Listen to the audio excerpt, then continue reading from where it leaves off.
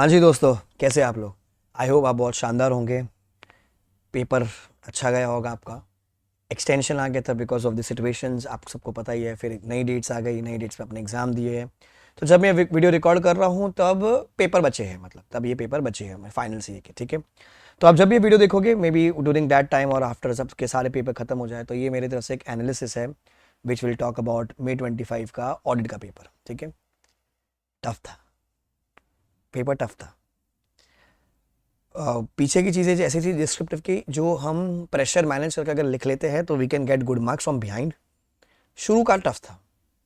MCQs नए थे। आपने 1000 प्रैक्टिस कर रखी है, 1001 आया है। 2000 प्रैक्टिस कर रखे, 2002 आया है, ठीक है। एमसीक्यूज नहीं थे। फुल तोड़ तोड़ के कॉन्सेप्चुअल पे लेकर आए हैं वो लोग, ठीक है। तो अगर मैं पहले एक ओवरव्यू दे देता हूँ आपको, फिर अपन डिटेल में थोड़ी सी बातें करेंगे। आप एक बार इवैल्यूएट कीजिएगा खुद को कि भैया मेरे को इस क्वेश्चन में इतने मार्क्स आ जाएंगे, मेरे को एमसीक्यू में इतने मार्क्स आ जाएंगे। तो पहले मैं आपको डिस्क्रिप्टिव सॉल्व करवाऊंगा, डिटेल मतलब अपन एनालिसिस करेंगे कहाँ कितना लिखना था, क्या लिखोगे तो कितने मार्क्स आ जाएंगे। तो आप मान के चलिएगा, अगर आपका आंसर राइट है तो आप 50% मार्क्स खुद को कैलसी पे डाल दीजिएगा।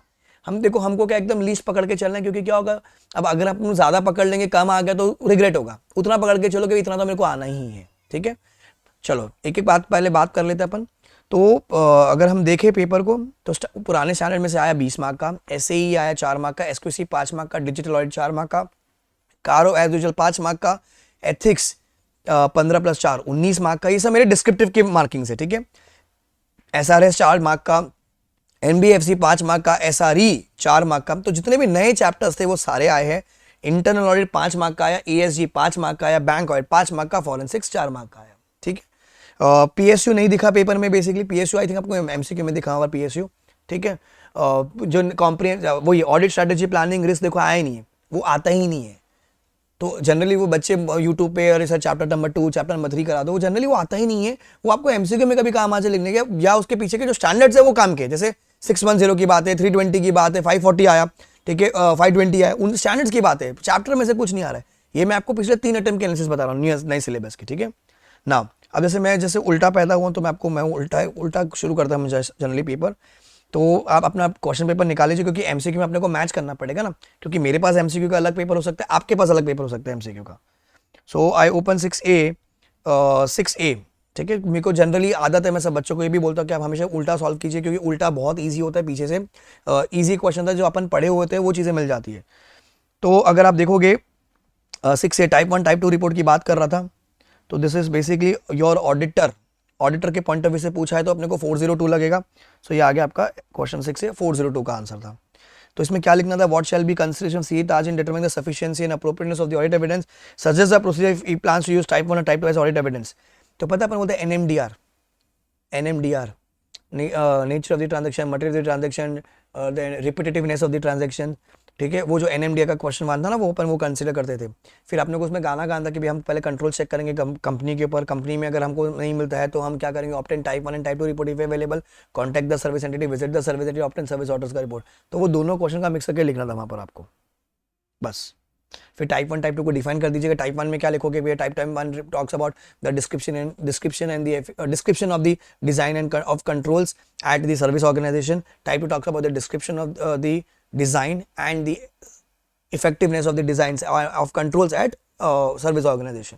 बस मस्त गाना लिखना था, कोई नया क्वेश्चन नहीं था, ये पुराना ही था। एनएमडीआर बहुत बार रिपीट हुआ है अपने कोड में से। Nature of the transaction, materiality, D R is repetitiveness, degree of interaction, ठीक है। क्वेश्चन 6 से आई वुड से 5 मार्क का आंसर है। अगर आपने लिखा है तो 2 से 2.5 मार्क, मैं मिनिमम 2.5 मार्क मान के चलता हूं, मिनिमम, ठीक है। मतलब आप एकदम लीस्ट से पकड़ के चल रहे हैं। बी, सो बैंक ऑडिट का क्वेश्चन है, लोन दे रखा था, ये तो लोन वाला क्वेश्चन, हाँ। Acquired a commercial property satisfaction loan default by the borrower, ठीक है। तो 2 mark.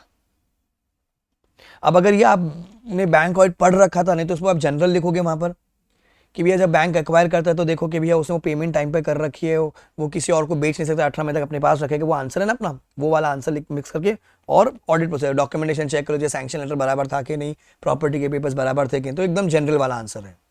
So I would say इसमें आप 1.5 या 2 मार्क पकड़ लीजिए, अगर आपने इसको लिखा है तो 1.5 से 2 mark.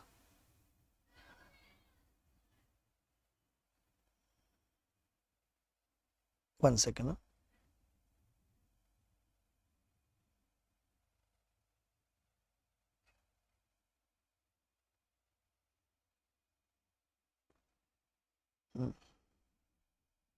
C. Ring is subsidiary of Pearl. For the financial year, Vani and Company chartered accountants were appointed as the statutory auditors. The CEO of Pearl was impressed with the professional company Devi, one of the partners of the firm. Hence, he offered CA Devi to take up the position of director. Director बन सकते कोई दिक्कत नहीं है. MD नहीं बन सकते. CA Devi is in dilemma whether to accept the offer. She approaches you and advice. तो अगर आप डायग्राम देखोगे, ring is a subsidiary of pearl, तो पर्ल होल्डिंग हो जाएगी. Ring is the subsidiary. वानी एंड को were the auditors of ring. वानी इसकी वो थी ऑडिटर. उसको कहाँ मिला है? पर्ल का डायरेक्टरशिप. सो आप डायरेक्टर बन सकते हो सर, कोई दिक्कत नहीं है, क्योंकि वो 10 आपको अलाउड है 1111 में 2 बिजनेस में. बट प्रोवाइड आपकी जो फर्म है उसमें से कोई भी बंदा ऑडिट नहीं कर रहा होगा उस कंपनी की या छास की, company holding associate subsidy such holding, so she should not accept it.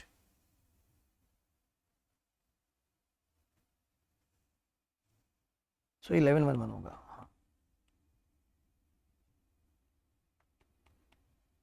To business 1111 to business.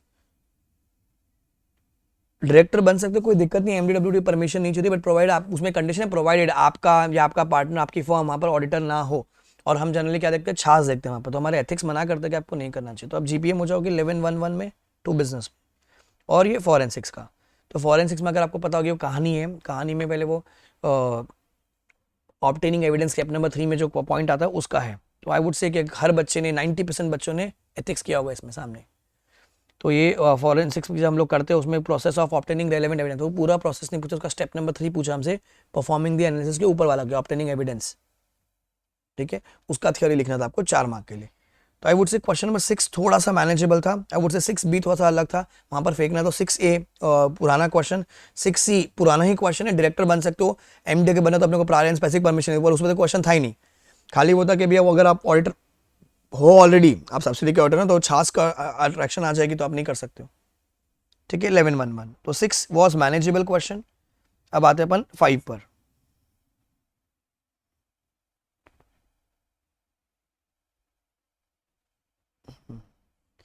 5C. भैया हर लिस्टेड कंपनी का ऑडिट वही सीए फर्म कर सकते हैं जिनकी पीयर रिव्यू रखी है. चिल्ला के क्लास में बार बार बताया था कि भैया पीयर रिव्यू वाली बात, यूडीन वाली बात कहाँ लिखी है? 912 में लिखी है. तो GPM 912 peer review GPM, professional ethics 912 GPM. Peer review नहीं करवा रखा है 912. प्रोसीजर गैप का generally accepted audit procedures 912. Clause 9 part 1 second schedule, departure from GAAP. ठीक है, ये थोड़ा सा उल्टा हो गया scanning.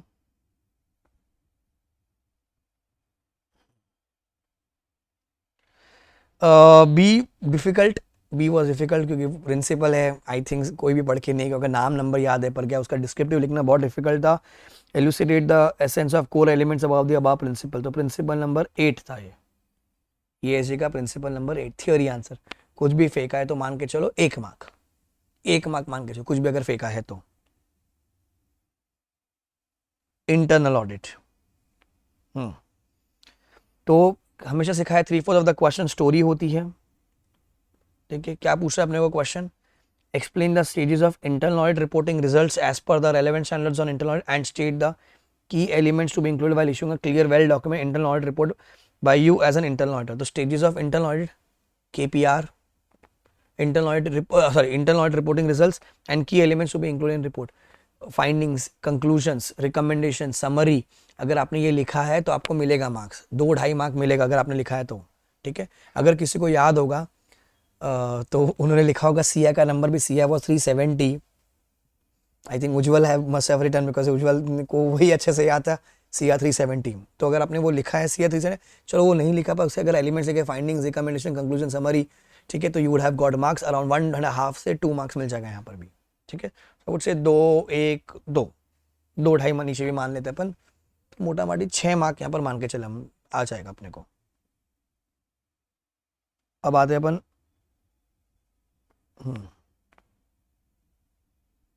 4 tough question tier 1 tier 2 का कैलकुलेशन का, वी न्यू क्वेश्चन एनबीएफसी का, we need to wait for the I say, क्योंकि इसमें एक जो लाइन है ना उसकी वजह से ही दिक्कत है, वो 83.33 आना चाहिए आंसर तो, बट लेट्स सी आई से उसको कैसे इंटरप्रेट करता है। इंस्टेंट ये वाला जो पॉइंट है टीयर 1 आपका कह रहा है 130 which include 150 through perpetual debt instruments, तो आप उसको हटा दोगे क्योंकि परपेचुअल डेट इंस्ट्रूमेंट्स नहीं होते उसमें, वो माइनस करने पड़ते हैं। फिर instant finance has invested in shares and bonds of other NBFC totalling 10 crore which amounts to 12% of net own funds, 12% of net own funds बोल रहे हैं वो।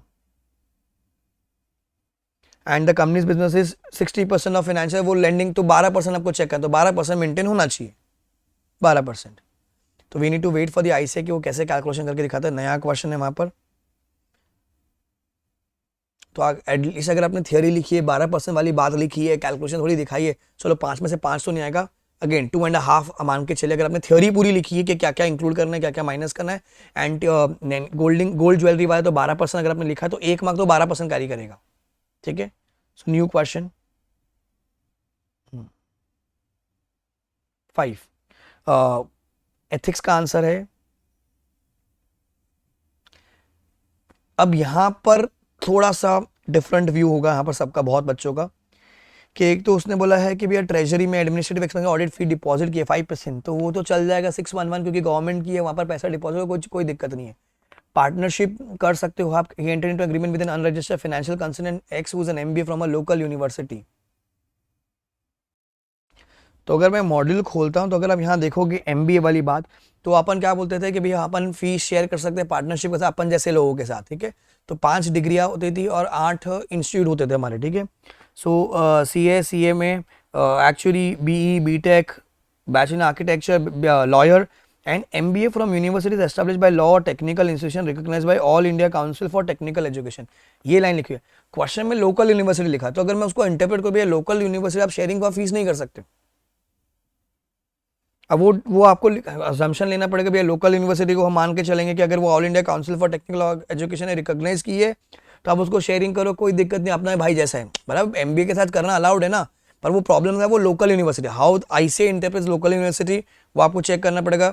अच्छा नीचे देखो वो लिखा हुआ है, उसी के नीचे लिखा हुआ है कि भाई अगर स्टेट कोऑपरेटिव सोसाइटी में अगर कुछ fee amount of audit fees payable to the state government and auditor has to deposit a percentage of his fee in state treasury with the challan, the while noting that the government is asking auditors to deposit such percentage of their fee for recovering admin and other expenses incurred, the council decided there is no bar in the code of ethics to accept such assignment wherein a percentage of fee is deducted by the government to meet, मतलब there is no bar मतलब ये allowed है, आप कर सकते हो, कोई दिक्कत नहीं है, कर सकते हो, कोई दिक्कत नहीं है। तो क्लॉज 211 की बात हो रही है यहाँ पर, क्लॉज 211 की बात हो रही है, बिंदास करो सर, कोई दिक्कत नहीं है। अब खाली वो एमबीए वाला जो पॉइंट है वो एमबीए वाला आपको वेट करना पड़ेगा आईसीआई का सजेस्टेड क्या कहते हैं एमबीए के लिए।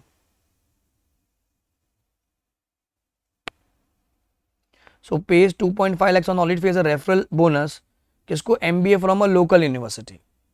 सी रजिस्टर आने से कोई फर्क नहीं पड़ता, प्रॉब्लम है ये फ्रॉम अ लोकल यूनिवर्सिटी, ये दिक्कत है खाली बस। सो 211 अट्रैक्ट होना चाहिए और आपने ये डिपॉजिट का, ये इसमें कोई दिक्कत नहीं है सर, आप ये कर सकते हो क्योंकि सरकार में से फीस रिकवर करने के लिए अगर आपने कोई पैसे देने पड़ते हैं एडमिन के लिए वो अलाउड है, ठीक है। सी अब इतनी बड़ी कहानी गाने के बाद क्या बोला ये आपने को, आई थिंक SRE है, कंक्लूजन पहला बनाने को बोला है ना, हाँ SRE। CA Kishore determines FSR materially major he is bound to express qualified conclusion, तो रिव्यू में हमेशा कंक्लूजन बोलते हैं, क्वालिफाइड दे रहे अपन because it is material but not pervasive. क्या बोला आपने को, state the phrases to be use in conclusion para and state the matters to be included. तो आपने अगर ओपिनियन पैरा मुझसे पढ़ रखा है तो हमने ओपिनियन बनाना सीखा था, तो सेम वे कंक्लूजन बन जाता है, based on the procedure perform we have not been we express true and fair conclusion of this जो भी कंपनी का नाम होगा वहां पर, based as per the procedure performed except for the matter discussed in basis for qualified conclusion paragraph, ठीक है। तो ये भी नोट्स में से था, ये भी नोट्स में से था। So this is again I would say 1, अगर लिखा है आपने क्वालिफाइड कंक्लूजन बेसिस लिखा है तो 1-1.5 मार्क मान के चलिए। इसमें अगर आपका ऊपर का पार्ट अगर रॉन्ग हो जाता है because of that local university, नीचे का पार्ट आपका राइट होगा तो 2 मार्क यहाँ पर मान लीजिए, तो 2 + 1 3 हो गया यहाँ पर। तो एनबीएफसी में अगर आपने थ्योरी लिखी है 12% वाले तो 2-2.5 मार्क वहाँ मान लीजिए, तो अगेन 5-5.5 यहाँ मिल जाएगा अपने को, ठीक है।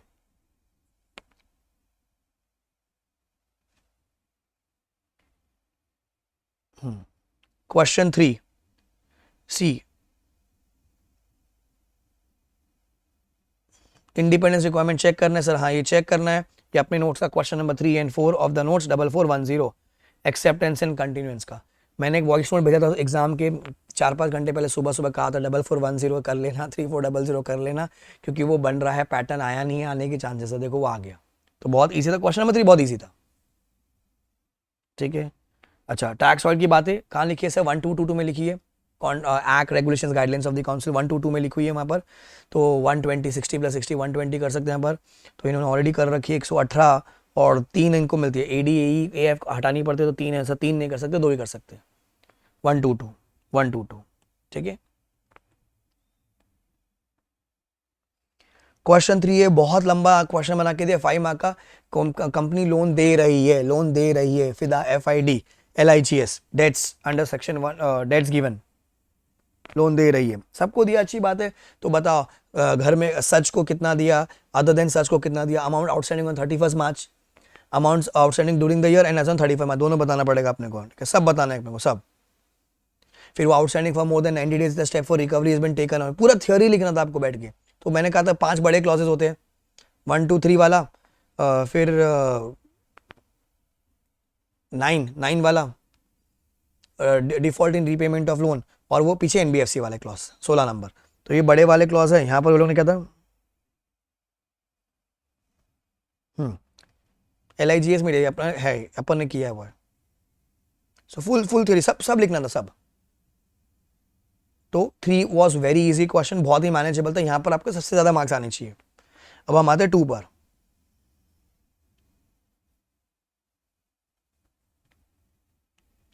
अच्छा, डिजिटल वाला जो आंसर आया है ये डिजिटल वर्ड का, ये AI augmented reality virtual reality state the की कंसेशन, ये याद होता मेटावर्स की कंसेशन तो ठीक है लिख पाते थे, नहीं तो आप इसको छोड़ सकते हो।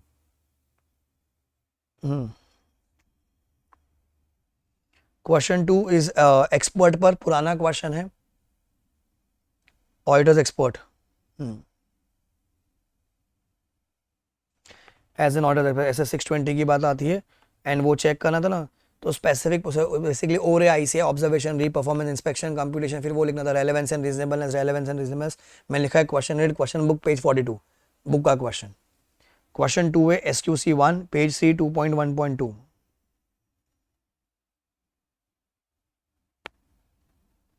The management of the company do not wish to change the partner change कर सकते हो, उससे कुछ रूल्स है वहाँ पर, अगर वो इंटरनली अगर आता है तो लिस्टेड कंपनी में अपन चेंज कर सकते हैं पार्टनर्स।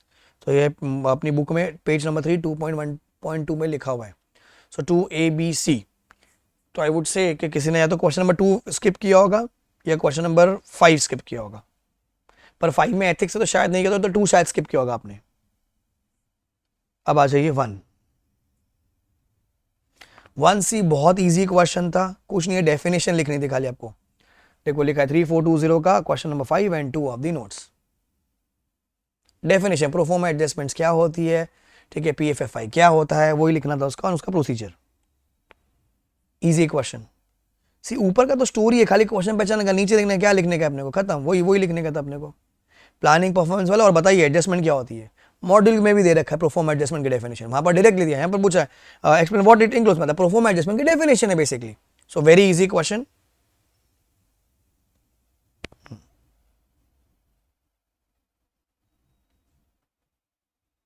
ऐसे 521B, ये क्वेश्चन नया है। अब इसमें जो आंसर था वो बहुत 2 लाइन का ही है, कि अगर मेरे को गड़बड़ मिलती है मेरे को क्या करना पड़ता है, इन्वेस्टिगेशन करना पड़ता है बाय परफॉर्मिंग प्रोसीजर। लिखना बहुत 2-3 लाइन का आंसर था, but as a student difficult है वहां पर बैठ के सोचना, क्योंकि इंटर लेवल का क्वेश्चन।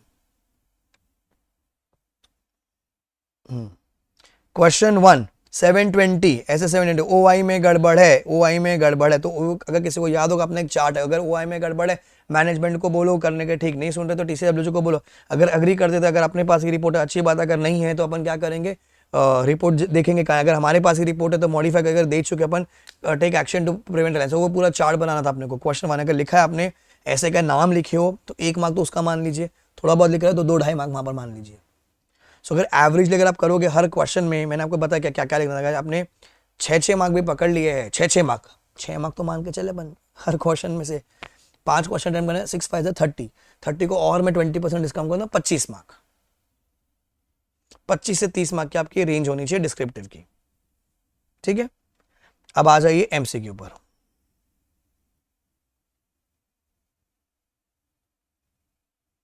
अब एमसीक्यू का जो क्वेश्चन पेपर होगा वो आपका अलग होगा, मेरा अलग होगा, क्योंकि मेरे पास जो पेपर आया मैं उससे आंसर निकाला हूं। आपका आप एक बार निकाल लीजिए।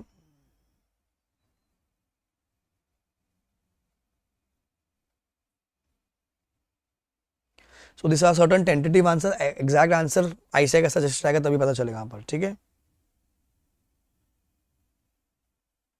बहुत बड़ा कहानी है। तो एज यूजुअल हम सबकी आदत है डायरेक्टली क्वेश्चन पढ़ने का फिर कहानी पढ़ने का।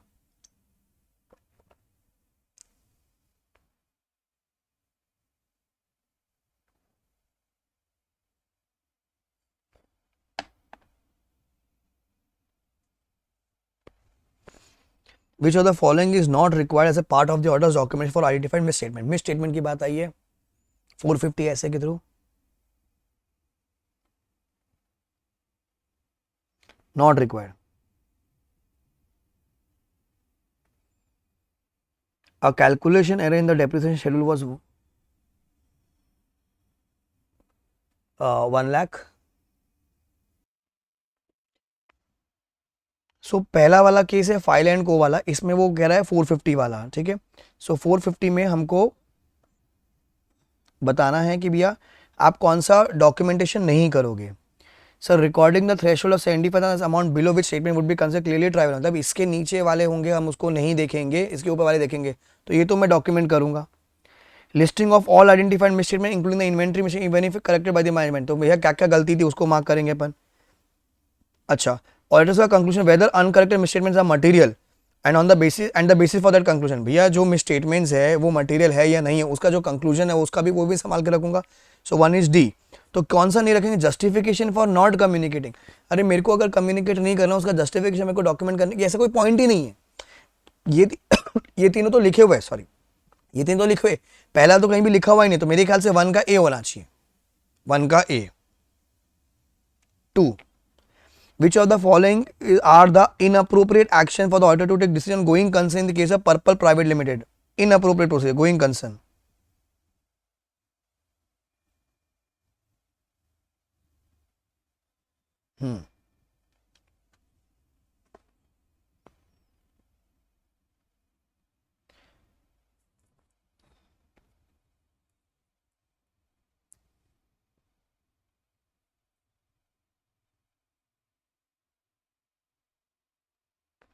As long as the management provides representation letter their plans to address financial difficulty, the auditor is not bound by the terms of breached loan agreement. गलत है। Confirm the existence legal enforceability of the agreement to provide, ये तो मैं support as immaterial, material होगा तो check करेंगे अपन।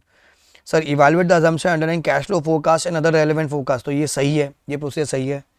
ठीक है, फिर review the minutes of meeting schedule TCWG, ये प्रोसीजर सही है। तो मेरा 3 और 5 सही था, तो क्या गलत है बच्चों, 1 2 4 6, 1 2 4 6 गलत है, 1 2 4 6 गलत है, 2 का बी, 1 2 4 6 गलत है, 1 2 4 6 गलत है, 1 2 4 6 गलत है। क्योंकि अगर आपने पढ़ रखा है कंटेंट तो रिव्यू मिनट्स वाला जो है ना सर वो तो सही है एकदम, तो जहां जहां 5 आता है वो आपका हट जाएगा, जहां जहां 5 आएगा, जैसे 5 आ रहा है ये हट जाएगा आपका। ठीक है, और फोरकास्ट अपन चेक करते ही है, फोरकास्ट चेक करते ही है। सो अगर मैं फोरकास्ट चेक करूंगा तो ये भी हट जाएगा और ये भी हट जाएगा, तो बचा क्या, बी। तो अगर आप एलिमिनेशन के थ्रू भी जाओगे तो भी आंसर राइट आता है। सी एक्स्ट्रा कंटेंट देता है आपको, थोड़ा सा स्मार्टनेस के थ्रू आंसर करना पड़ेगा, हर चीज पढ़ के नहीं कर सकते अपन। Which of the following is most appropriate in the context of rules of QRB and NAFRA? QRB and NAFRA, देखो नफरा मैंने रूल 3 की लिस्ट होती है, QRB की लिस्ट अलग है। QRB को अगर नफरा बोलेगा तो करना चाहिए उसको, नहीं तो QRB ऐसे नहीं कर सकता। सो 3 का वुड बी सी, 3 का would be C. QRB can audit the review the quality of service of crypto but cannot review the quality of glitch limit, क्योंकि glitch I think listed company होगी. Listed की जो बात है वो नफरा के पास ताकत है. या नफरा अगर नहीं करे, नफरा अगर क्यूआरबी को बोलेगा करेंगे तो क्यूआरबी कर सकता है, नहीं तो नहीं कर सकता वो. तो दिस वाज टफ क्वेश्चन. 3 का C. Fourth, which one is correct regarding classification and treatment of identified misstatement? Factual, judgmental और एक और होता है ना वो प्रोजेक्टेड. देखो पॉपुलेशन वाला आया था तो वो तो प्रोजेक्टेड हो जाता है अपना. Sir management estimate regarding valuation extreme aggressive leading to an overstatement of, आ तो ये मेरा प्रोजेक्टेड हो जाता है. सर कैलकुलेशन एरर तो ये है, गलत है तो है, ये हो गया फैक्चुअल. फैक्चुअल, सो फैक्चुअल, जजमेंटल, प्रोजेक्टेड. आप एस्टिमेट वाले उसको प्रोजेक्शन वाले को पकड़े चलो तो प्रोजेक्टेड वाला बराबर आता है, तो उससे अपना आंसर बन जाएगा डी. 4 का is D. So please check कर लीजिएगा, आपके केस में अलग होगा, आपके केस में भी इंटरनल में ऊपर नीचे गलत होगा. मैंने जो क्वेश्चन बोले उसके तहत आप करोगे, ठीक है. देन बहुत बड़ी कहानी थी ये तो. फिफ्थ,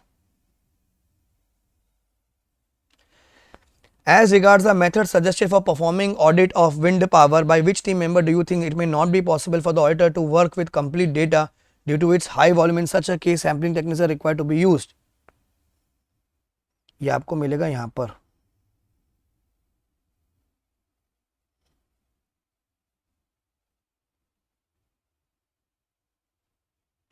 क्यों एनालिसिस वाला.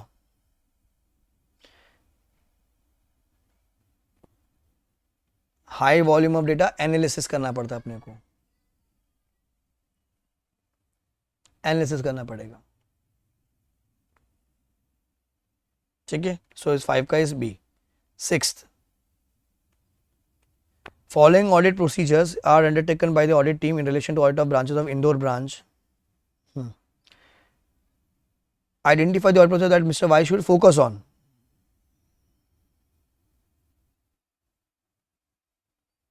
Bank borrows audit.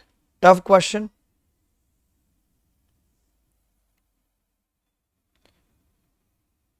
एक से इंदौर ब्रांच का जो आंसर है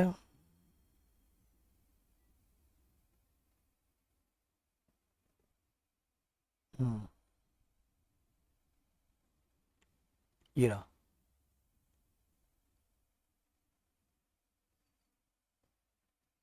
X was assigned for evaluation of internal control on advances. Y was substantive audit procedure on advances and focus on recoverability of advances. तो इंटरनल कंट्रोल सब्सटेंटिव मतलब amount check करनी होती है, रिकवर मतलब पैसा आया कि नहीं आया, ठीक है. अब हमें क्या कह रहा है, तो मॉड्यूल के हिसाब से ये भी टफ क्वेश्चन था. It was 6C, that is 2 and 4. Mr Y substantive audit procedure. Substantive मतलब मेरे को अकाउंट चेक करने हैं, correctness of the data of loan और एनपीए वाला 2 and 4. सी देखो अब एग्जिस्टेंस एनफोर्स इवैल्यूएशन, तो ये तो पार्ट क्या हो जाएगा आपका सर, ये तो इंटरनल कंट्रोल की बातें हो जाएंगी. Whether it is let down, ये भी इंटरनल कंट्रोल की बात हो जाएगी. सिस्टम लेट डाउन, तो सिस्टम की बात है, तो ये यहाँ पर नहीं आएगा, ये यहाँ पर नहीं आएगा. बाई कर रहे हैं सब्सटेंटिव. सब्सटेंटिव मतलब क्या होगा आपका अमाउंट चेक करना हो गया, टैली वैली सिस्टम चेक करेंगे, पर अमाउंट्स वाउचिंग वेरिफिकेशन जो करते हैं. सो 2 and 4 होना चाहिए. Auditors report case of borrowers हो गए तो रिसीवेबिलिटी, रिकवरेबिलिटी में से 2 and 4. Sixth is C. 7. Drawing power 945 lakhs.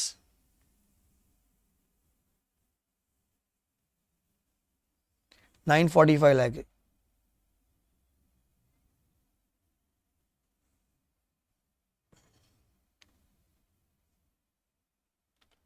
-60, 1 -140, 140 status for stock, ठीक है.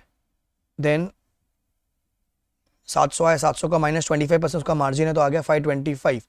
डेटर्स इज 800, 800 में से आप 100 माइनस कर दोगे पहले, जो मोर देन 90 डेज वाले होते हैं वो, तो 700 आ गया. 700 का 40% इज अ मार्जिन, 420 हो गया, तो 525 प्लस 420 विल गिव यू 945. 945 मेरे हिसाब से 7 का सी आना चाहिए. 945 lakhs. I may be wrong, we need to wait for the ICA, but मेरे हिसाब से 945 आना चाहिए. करेक्ट सीक्वेंस, अगर आपको कहानी याद होगी शादी वाली कहानी याद है तो एथ का वुड बी डी, एथ का वुड बी डी, एथ का वुड बी डी, एथ का वुड बी डी.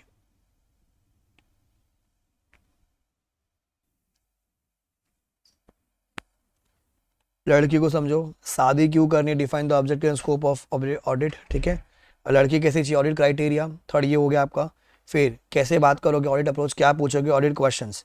ठीक है, फिर आर्टिकल्स को लगा और other outside expertise is required, lawyer को अपॉइंट किया. फिर सोशल मीडिया स्टॉक किया, फिर आर्टिकल को लगा एथ, एंड देन शादी का कार्ड छपवा दिया. तो अगर कहानी याद है तो यू कुड इजीली आंसर. कहानी क्या था पूरा, तो कहानी याद करवाई थी शादी वाली, परफॉर्मेंस ऑडिट की. एथ का इज डी. डी में भी देख लीजिएगा ये वाला स्टेप है 1 2 5 3 4 8 7 6 9 1 8, क्योंकि बाई चांस मुझे भी नहीं पता कि ऑप्शन ऊपर नीचे कर दिया आईसीआई ने. 1 2 5 3 4 8 7 6 9. नाइन्थ,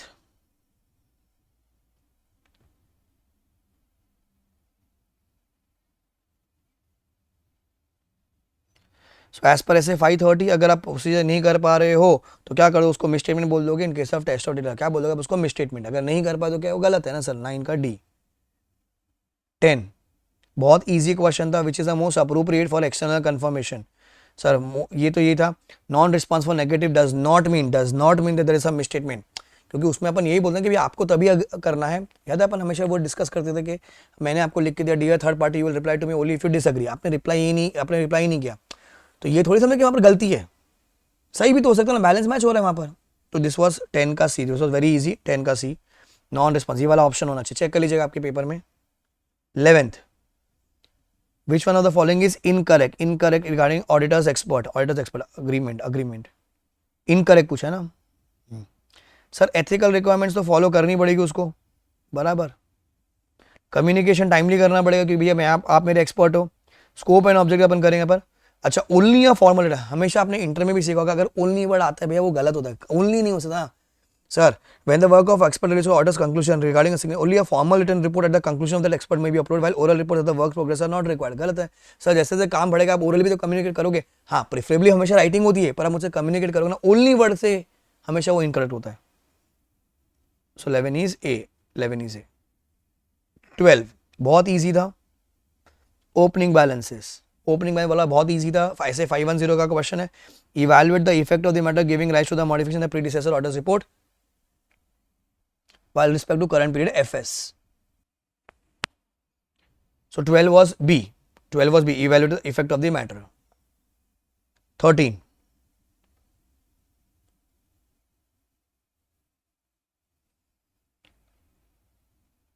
आप लोगों को क्या होता है, रैंसमवेयर, पैसे मांगे. रैंसमवेयर मतलब पैसा मांगा सर. तो सिस्टम बंद करके अगर आपसे पैसा मांगेगा तो वो हो जाएगा आपके इंसिडेंट नंबर 4 में लिखा. तो ये पूरा एनालिटिकल था, दिमाग लगाना था, कोई रट्टा मार के नहीं चलना था. अगर आपको पता है रैंसमवेयर का मतलब रैंसम मतलब पैसा मांगना. मूवीज में देखा होगा रैंसम पैसा मांगना. पैसा कब कैसे मांगेगा सर, सिस्टम बंद कर दिया.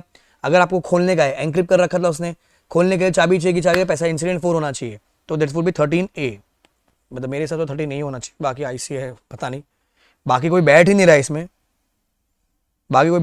मतलब मेरे हिसाब से इंसिडेंट 4 होना चाहिए. 14 कौन सो का, बहुत सिंपल क्वेश्चन सर. कुछ भी हो कौन सो करने का है, कुछ भी हो सर कौन सो करने का है सर.